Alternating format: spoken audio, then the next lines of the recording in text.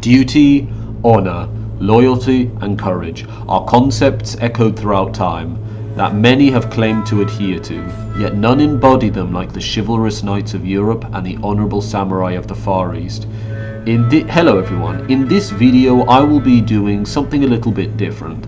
I'll be plotting two of Dead by Daylight's killers in a theoretical duel to the death. I will analyze their arms and armor, their relative combat style, and similarities. Now, due to the lore of DbD being convoluted, muddled, not well explained, and overall pretty shit, I will not be taking it into consideration for the first part of this video.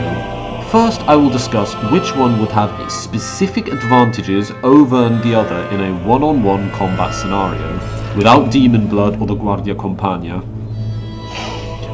The final part of this video, I will do a final round, which takes the lore of the game into consideration, because that is a lot more clear-cut than the actual facts.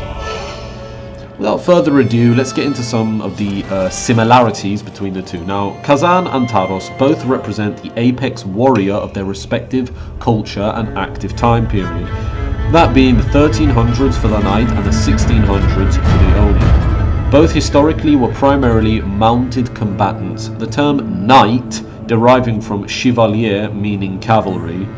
The same goes for the samurai. A bit of a misconception regarding the samurai is that the katana were the primary armaments. This is untrue, as they used polearms and bows, whereas katana was more of a backup weapon. Another point I'd like to make is regarding Taros's weapon. Now, the game calls it an imposing claymore. This simply isn't a claymore. It's just not. This, on the other hand, is. As you can see, the blade does not have a reinforced strong, and it has an inverted V-guard, which is quite iconic in claymores. Rather, what the knight in DbD uses is difficult to pinpoint, and the weak of the blade, or a portion of the weak, seems to be snapped off. However, I believe the closest historical blade to what the knight uses would be the Zweihander.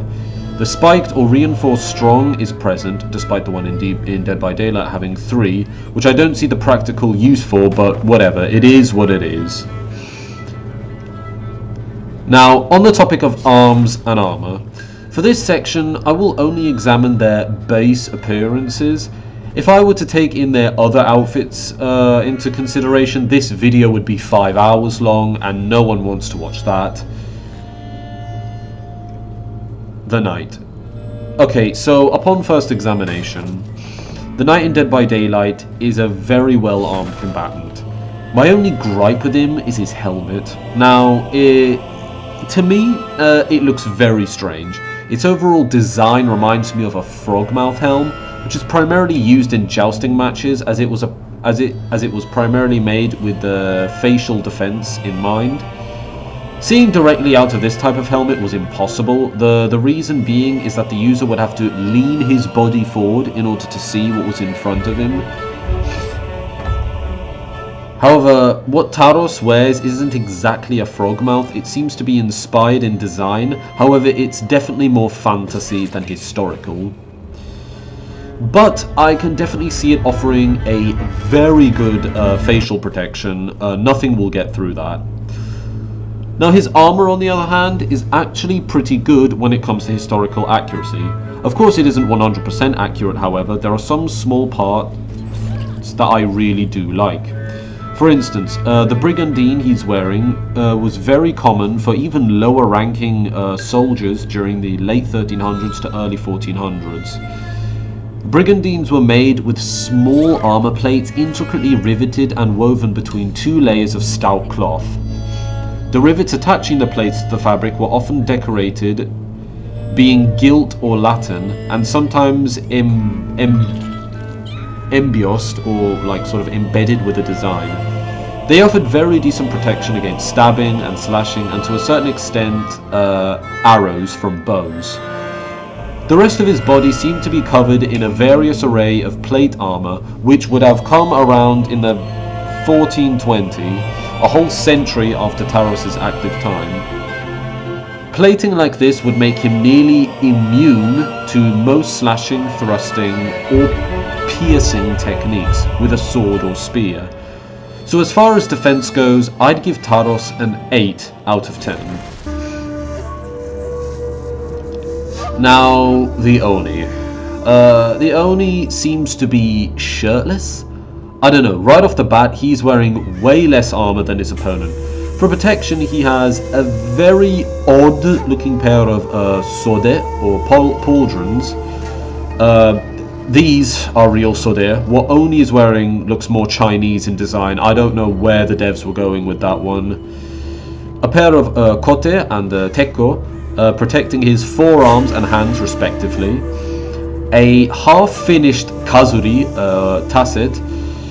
By the looks of it, I don't know what samurai would accept this level of half-assed protection. It's so weird. And finally, suneate, or greaves. At this point, and that's about it when it comes to protection. No, the hakama pants don't count. Only gets a 3 out of 10 for defense. This section may very well be the most confusing and difficult to pinpoint. We will need to examine the various combat styles and techniques present at their respective times and determine which one they'd use. For the knight, there are many styles of martial practices that originate from medieval or pre-Roman Europe. The first book about fighting arts, Epitoma Rei Militaris, was written into Latin by a Roman writer, Publius Flavius Vegetius Renatus, who lived in Rome between the 4th and 5th centuries.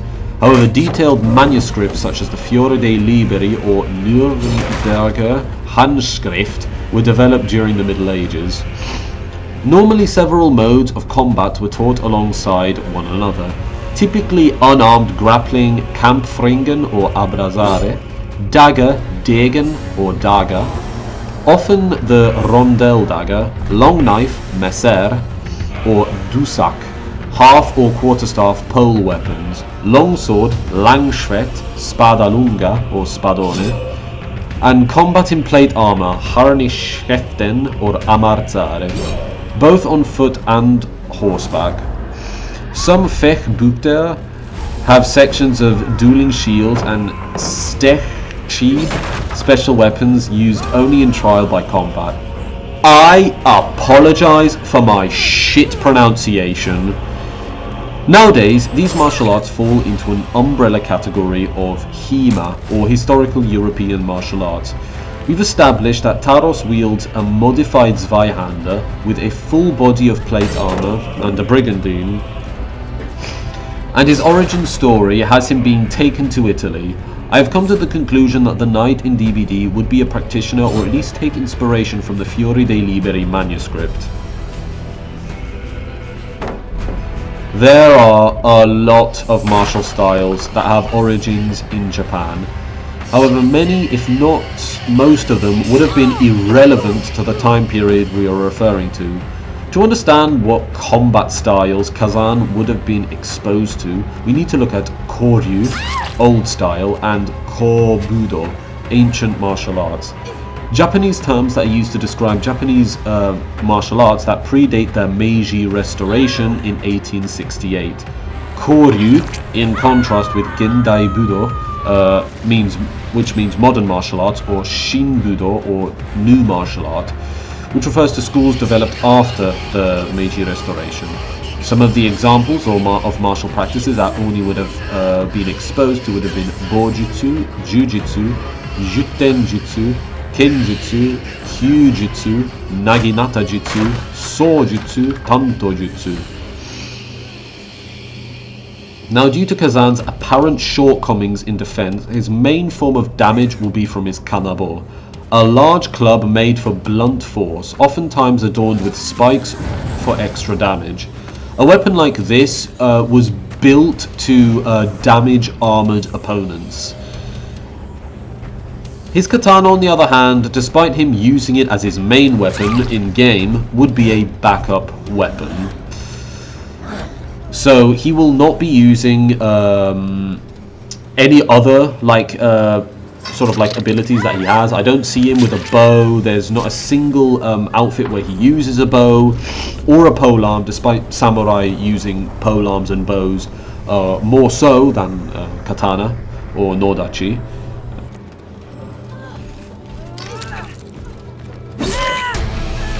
Round 1. Now, for the first round, I will be examining both warriors without their special abilities, Blood Rage for the Oni and Guardia Compagna for the Knight. Let's say this fight takes place in the decimated Borgo. Both fighters start 5 meters apart, each performing an honorable bow from their respective cultures. Kazan initiates the fight, as I believe due to his overall personality he'd be the aggressor. I see the knight taking a more defensive stance in the initial round, as this is his adopted home he is defending, and this warrior from a foreign land has treaded on unwanted ground. I see Taros having an 8 out of 10 advantage in this scenario with his superior armor, in my honest opinion, weapon which will allow him to not only deflect most of Kazan's Kanabo strikes, but also allow him to press on the offensive.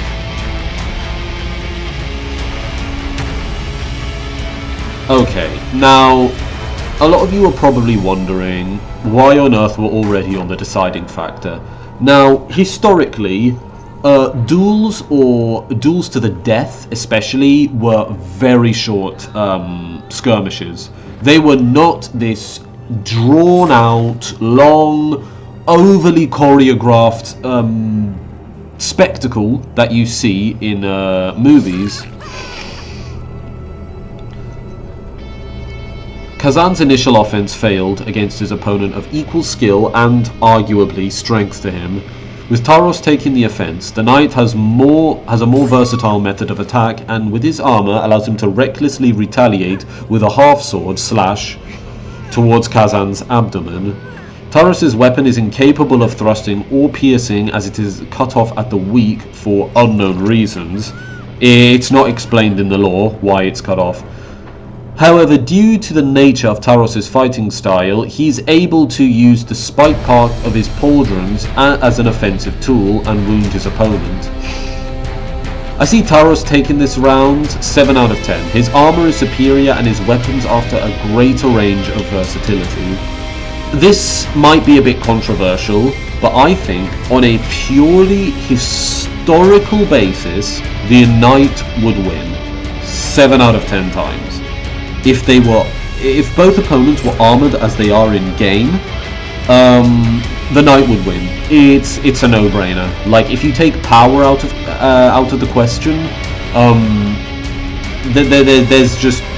there's not really much of a contest. I don't know why the Oni is so poorly armored. A real-life samurai would never be this poorly armored, mind you. But it's what the devs had in mind for its design, so can't really argue with that. Now, due to the nature of their power and how they work in game, I have set out some outliners. Taros' company members can instantly show up, and in more than one, and Kazan's blood fury can be fueled by his own blood. Noticing his inferior defenses, Kazan draws his katana and runs his hand from the tsuba to the tip of the blade, drawing his own crimson red blood. Viscous rain drops to the dirt beneath him. Kazan in Blood Fury is an unstoppable force. With blinding speed, he rushes towards the unsuspecting knight and slams his cannonball into his side, fracturing the knight's ribcage. From this, Taros cannot really recover. A fractured ribcage is basically a deciding factor. The other members of the Guardia Compagna attempt to rescue their fallen comrade, but they are very easily dispatched of. Now, Sandarolt is a lumbering executioner. The Oni is much stronger and faster than him and powers him easily. The assassin, now, I actually think that the Oni has heightened senses as well, so like heightened hearing and sight as well.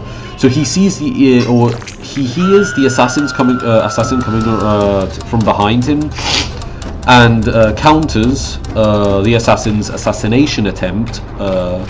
He incapacitates him, like he can't do anything. And the jailer is not even a fighter, so he surrenders. This one was a bit more of a no-brainer. That Oni wins 10 out of 10 with this power. I mean, Blood Rage is kind of overpowered.